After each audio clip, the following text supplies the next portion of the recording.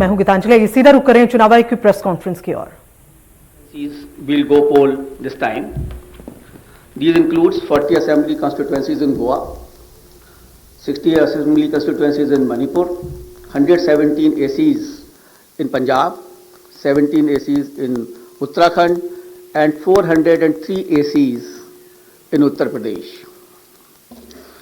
The Constitution of India places upon ECI the solemn responsibility to conduct timely elections. It is the right of citizens to exercise their sovereign will and elect their representatives. For the past 2 years, the impact of COVID-19 has made conduct of elections extremely challenging.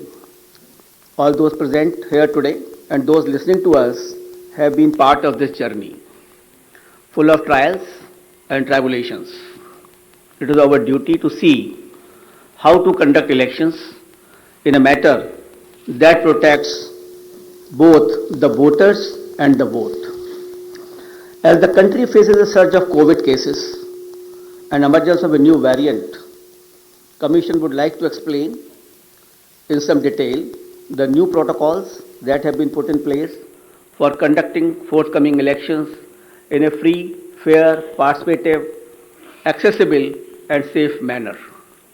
But before that, we would like to tell you something about the basic preparations which we have done. We work with 3 broad objectives this time, and foremost is the COVID-safe election. Second is hassle-free, comfortable voting experience to the voters, and third, the maximum voter participation. Friends, for last 6 months, the entire election machinery was gearing up for these elections. Periodic reviews were done and senior officers of ECI held a detailed meetings to review all aspects of poll preparations. A lot of advanced planning and meticulous preparation has been done. In the month of December 2021, Commission visited the poll-bound states to review poll preparedness, and we also had a virtual meeting with the political parties of Manipur and their officers. We discussed with various political parties and elicited their views and suggestions. We also met the chief secretaries, DGPs, DOs, SPs, and various enforcement agencies in the states on various issues of preparedness. As the COVID cases showed a resurgence, especially in view of the new variant of concern, that is Omicron, Commission held meetings with Health Secretary, Government of India, and health experts as well, health secretaries of the states. We also had discussions with the Union Home Secretary on this issue. After taking all these views and the opinions and the ground situation, we decided to announce elections to the 5 states with safety norms in place. At the heart of election process lies the sanctity and absolute veracity of the electoral roll.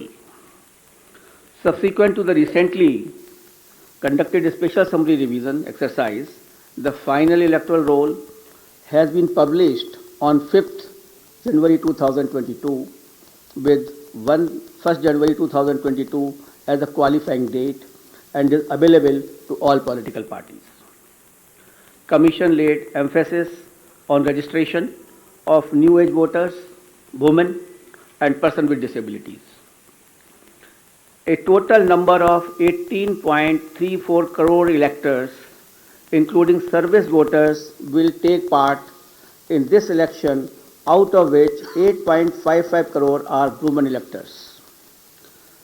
As a result of the hard work done by our officers in the field, we have some very encouraging figures to share with you, and there were a lot of emphasis on increasing the gender ratio. That is, the women's participation in electoral process. I am happy to say that it has been increased in all the 5 states. And as compared to the last assembly elections, and with Uttar Pradesh witnessing the maximum increase of 29 points, followed by Goa 24 points, Manipur 19 points, Uttarakhand 18 points, and Punjab 10 points. With this result, the gender ratio of various states is as under: Goa 1056, Manipur 1065, Punjab 902, Uttarakhand 928, and UP is 868. As many as 24.9 lakh first-time electors, that is between the age of 18 and 19, have got registered in the 5 states. And out of these, first-time women electors are 11.4 lakhs. In the 5 foregoing states, a total of 13.01 lakh PWD voters and 31.47 lakh senior citizens 80 plus age have been mapped. Their participation has been increasing and their presence at the polling stations serves to inspire the younger generation. Service electors, the personnel and security forces deployed in India's far-flung borders, and mission staff, 5.29 lakh service voters will vote in coming elections. After the electors, I would like to tell you about the polling stations. Another area of focus for the Commission has been the facilities available at the polling stations. We had instructed all COs and all DOs to visit all major polling stations to see and to ensure that all assured minimum facilities are available on all the polling stations. And like AMF, like drinking water, waiting area, electricity, ramps, toilets has been made available at all polling stations. All polling stations shall be necessarily located at ground floor for the accessibility point of view. They will be equipped with all COVID mitigation facilities like sanitizers, thermal scanners, masks, gloves, so that they are absolutely safe to our voters. And in view of the pandemic situation, the maximum number of electors at a polling station has been reduced from 1,500 to 1,250. With this particular reduction in the number of voters at a station, we have to increase our polling stations to 30,330 more, and now the total number of polling stations is 2,15,368. So the number of polling stations have been increased by 16% than the earlier assembly elections of 2017. Another significant indicator of the pressure on polling booths is the average number of voters per polling booth. By reduction of these numbers, our numbers of range from 672 in Goa, 688 in Manipur, 699 in Uttarakhand, 862 in Punjab, and 862 in UP. So these are comparable to the best in the world. On an average, these are the numbers for per person for per polling stations. So all stations are less than 1,000, and you see 688, 699, which is very comfortable, and we can give a very good polling stations experience to the voters. As a part of our firm commitment towards greater constructive participation of women in the electoral process, Commission has mandated that at least one polling station managed exclusively by women shall be set up in every assembly constituency. Our officers have identified even much more than that. There are 690 assembly constituency, but we are setting up a total of 1,620 such polling stations that will be totally manned by women staff and the women security personnel as well. This will definitely empower the women, will set an example for others. The women can come freely to cast their votes without any hesitation and without any problem. Similarly, some polling stations will be exclusively managed by persons with disabilities. That will also give a sense of confidence to the persons and an inspiration to others. We have made special arrangements for PWDs. Commission is truly committed to ensuring a comfortable polling environment to persons with disabilities. They shall be given priority for entering polling booths, provision made for designated parking spaces close to the entrance of polling stations. Volunteers shall be available to facilitate PWDs. Wheelchairs will be arranged. All polling stations will be having a gentle ramps so that there should be no problem to our persons with the disabilities. We have made arrangements for the postal ballot facility for absentee voters, and 3 types of absentee voters have been identified. That is the senior citizens with the age above 80 plus, the PWDs with the benchmark disability, and those who are COVID affected. A polling team consisting of 2 polling officials along with a videographer and security will then go to elector's house along with the voting compartment and get the electors to vote on the postal ballot. That is just like ECI at the doorstep of the voter. Candidates will be provided a list of such electors along with route chart and a schedule so that they may send their representative accordingly. Therefore, there is absolutely transparency as far as this absentee voter is concerned. We have also given a facility of online nomination to the candidates. This is an optional facility, and we would like the candidates should use this facility so that the physical contact can be reduced and online facility can be fully utilized by the candidates who are coming for contesting the poll. Friends, another important issue is the candidates with the criminal cases. Each and every voter has a right to know the background of the candidate. Among other measures to ensure ethical elections, emphasis is also given on mandatory publicity of criminal antecedents. Candidates with criminal antecedents are required to publish information in this regard in newspaper and through television channels on 3 occasions during the campaign period. Besides this, it is also mandatory for political parties to upload on their website at the home page detailed information regarding individuals with pending criminal cases who have been selected as candidates. Along with the reasons, the political party will have to give the reasons as to why this particular candidate has been selected and no candidate without any criminal antecedent was selected, and benevolity is not the criteria for the same. And the details will be published within 48 hours of the selection of the candidate and not prior to 2 weeks before the first date of filing of nomination as was done earlier. The details of such candidates will also be available on Know Your Candidate, that is an app developed by the ECI. Measures for ensuring peaceful and transparent polls. All critical events will be videographed to closely monitor the proceedings on the poll day without violating the secrecy of the voting process. The Commission has directed that arrangements for webcasting shall be done in critical polling stations and all polling stations in vulnerable areas, or at least in 50% of total polling stations, including auxiliary polling stations, whichever is higher. We have seen the preparations of the officers in this regard. The officers have been guided that absolutely on objective criteria, the critical stations and the vulnerable areas should be selected. And I'm happy to say that at least more than 1 lakh polling stations across the 5 poll-bound states, which is roughly 60% of all polling stations, are covered by webcasting.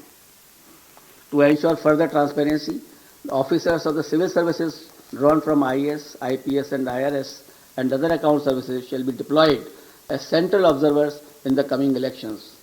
Nearly 900 observers, general observers, police observers and expenditures observers will keep a watch on every aspect of elections in the field. The special observers will also be deployed if necessary. Another important issue is the expenditure monitoring. As you are all aware that only 2 days before we have increased the limit of candidates for the ensuing elections as far as the expenditure is concerned, from 28 lakh to 40 lakh. As per revised limits pertinent to these 5 elections, the limit on candidate expenditure for the state of Punjab, Uttarakhand and UP will now be rupees 40 lakh, and for Goa and Manipur it shall be rupees 28 lakhs. And this also has been increased in view of keeping the digital modes of communication and the campaigns. The Commission has zero tolerance towards abuse of money power and misuse of the government machinery, as some of the political parties have mentioned to us. Officials have been instructed to monitor expenditure-sensitive constituencies and ensure comprehensive and coordinated actions. Conducting inducement-free and ethical election is of a prime importance for the Election Commission of India. Commission, wherever had gone to all the 5 states, held meetings with all enforcement agencies, whether it is from income tax, the DRI, the excise department, the railways, the airport authorities. All enforcement agencies were met. We met all the enforcement agencies. We saw their positions. We directed them that no illegal money, no no illegal, this alcohol or any freebies or drugs can be distributed. They will have to, increase their efforts in this regard. We had monitored the seizures which were made by them so far. We have asked them to expedite the seizures. We have asked them to block the flow of liquor into their estates which are coal bound. So a comprehensive plan has been prepared by them also. And again, when we will go, we will have to examine it. We have to see that we are absolutely for inducement-free elections in all the 5 states.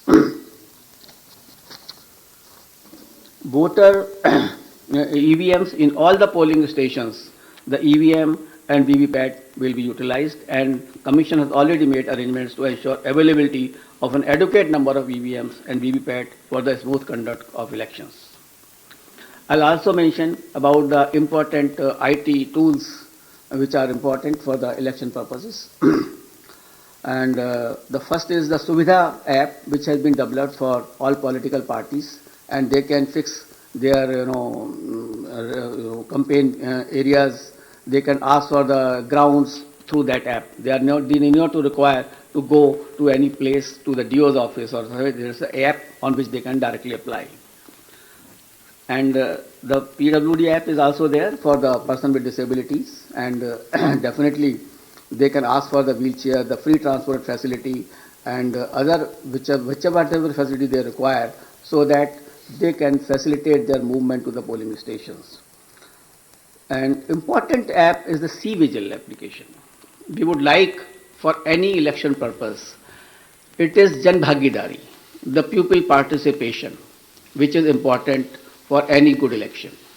Therefore, the C-Vigil app should be used by all persons, general public, the voters, and that particular app can be downloaded, and any incident of violation of MCC, distribution of freebies, distribution of money can be uploaded on that. You just take a picture, click it, send it. And within 100 minutes, the Election Commission of India's officer will definitely reach to that place, because automatically latitude and longitude are available with us on that particular thing. So C-Vigil is a tool which empowers the public to clean the system. And we request and we earnestly request the persons that they should use this C-Vigil app. And it has been used also by some of the states where very good results had come to us. And by this methodology, even the candidates, the political parties and ECI will have a complete control that where is the freebies distribution or the defacement of the property of anything like that, or a violation of MCC, that will come immediately to our notice, and action will be taken accordingly. The model of conduct of court, the MCC, comes into effect immediately from the announcement of schedule. Commission had made elaborate arrangement for ensuring the effective implementation of MCC guidelines, and any violation of these guidelines would be strictly dealt with. I also like to mention about the sweep activities. Friends, sweep initiatives, that is the systematic voters education program which we have, is a very important program through which we reach to the voters, and we want voters to be aware about their rights. The voter should be aware about the polling booth safeties. The voter should know how to how to go to the polling stations, how to cast their vote, how to use EVM. So this is the basic thing, and how to increase the participation of the voters. That is a very big thing before us. So through our sweep activities, we will make outreach programs to our voters to make them aware about the safety standards at the polling booth, so that they can be assured that the polling booths are absolutely safe. We will tell them about the assured minimum facilities which are available on the booth. And similarly, a voter's guide, a small voter guide, will also be provided to the voters along with the EPIC card. And the first-time voters will also be given a letter giving in a voting and the various features as to how the elections are to be conducted, to make them empowered actually. Until and unless you make the voters empowered, until unless they realize their duties, and unless they are absolutely informed, the election process will not be clean. So it is our endeavor through the sweep activities or otherwise that outreach program should be absolutely vibrant and we can reach to the voter. And one more important area for the voter participation, that we have identified all the polling booths where the voters' participation was less in comparison to the earlier years or otherwise also. That the national average or the state average is suppose 80%, and then we have identified the polling stations where it was much less. So the targeted intervention will be made by the sweep activities, by the BLOs, and to find out that why that particular percentage was less. For a strengthening of the democracy, it is essential that all persons should participate. The 60% or less or 50% participation is not sufficient. And the Election Commission of India is trying its level best to make a targeted intervention to motivate the persons that they should come out to the polling in large number of the cases. Now I come to COVID protocols and COVID safe elections, I think for which many persons are waiting and a lot of queries are coming even before announcement of the polls. I will start that there were a lot of queries on this issue, that what will happen, what is going to happen. But I would like to start with a very, couplet. यकीन हो तो कोई रास्ता निकलता है, हवा की ओट भी लेकर चिराग जलता है. So therefore, यकीन होना चाहिए. We should have a yaqeen, we should have a faith, we should have a absolutely belief that we can pass through this particular pandemic also through our safety measures, through our proper following of the COVID appropriate behavior. Only then we can sail through effectively, safely into this election process, as has been done in earlier past elections also.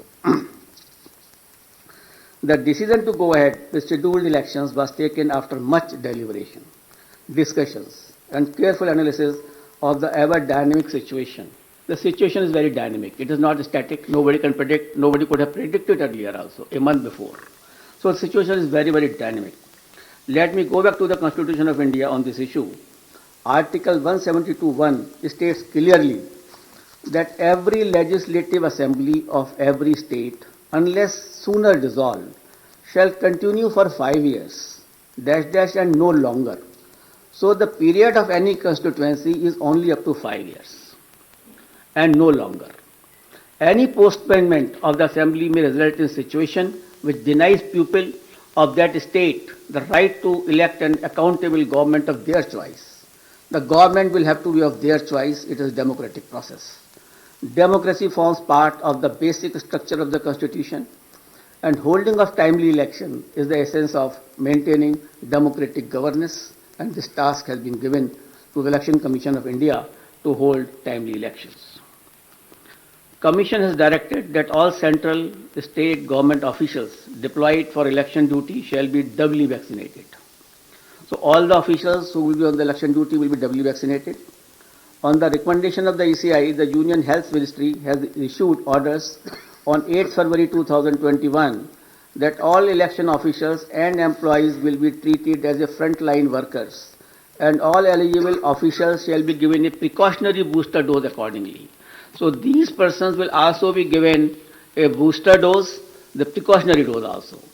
With this, my all polling officials who are on the poll duty will be fully safe. So I have spoken that my booths are safe because my booths are fully sanitized, and all provisions of the gloves, sanitizer and everything is there. And here are the polling officials who are the safe. We have directed on our visits also and otherwise also, we have directed the chief secretaries of all polling going states to accelerate the first and second dose of vaccination to all eligible citizens above 18 years. Wherever we have gone, in all the polling stations, we have reviewed the situation of the vaccination. And as you people have also reported, you have also informed that we have asked the chief secretaries to expedite this first dose as well as second dose to my electors of this country. And let me share with you the vaccination program, and they have accelerated the vaccination of the persons of various states. Let me share some vaccination figures with you. Data is on January 7th, 2022.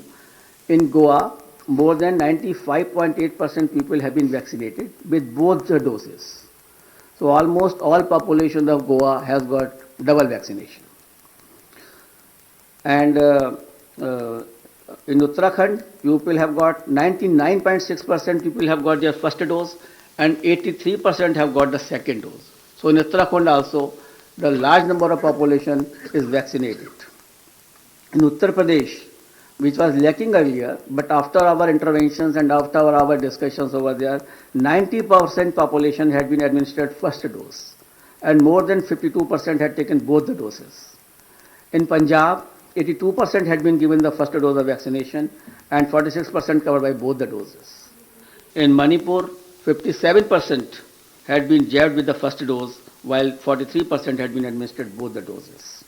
In absolute figures, as on January 7, 2022, more than 15 crore people in these 5 states together have got the first dose of vaccine, and more than 9 crore people had been administered both the doses.